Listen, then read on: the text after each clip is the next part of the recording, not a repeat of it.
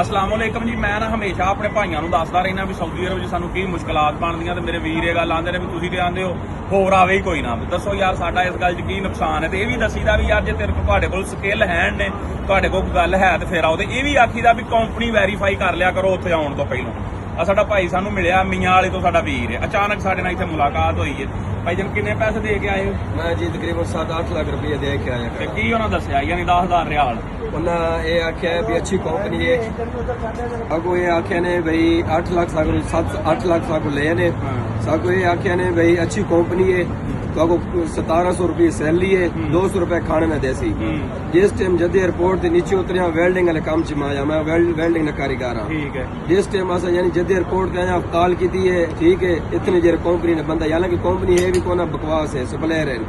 उन्हें आख्या भाई सारी गड्डी जी, उन्हें आख्या भाई कोई गड्डी शड्डी को नहीं, किराया दे के खुद सारे बुला जा। मैं 60 रियाल दे के फिर उन्होंने कॉल पहुंचा, मेरे को खाना शाना नहीं मिला, काम भी को नहीं।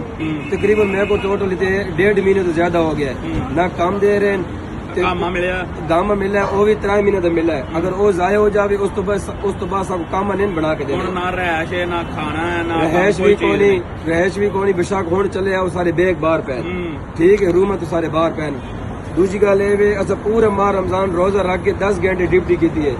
सप्लायर सा को धमकी देना आई भाई काम दे जाओ, ना जाने फ्रूज मार दे सा। गरीब बंदे असा मजबूर हो वेने, अगर भी फ्रूज लग गया फिर के कर सा असा चुप करके 10 घंटे ड्यूटी करने वास्ते मिनाज चले जाने ऐसे खैमा ने सफाई वास्ते, ठीक है। जिस टाइम ईद नजदीक आई है असम सप्लायर को कॉल की थी भाई यार साहब को पैसे दे हुण यार असा काम किया है। उस तो बाद साको आखना आई भाई पेमेंट को नहीं हुई, पेमेंट को नहीं हुई।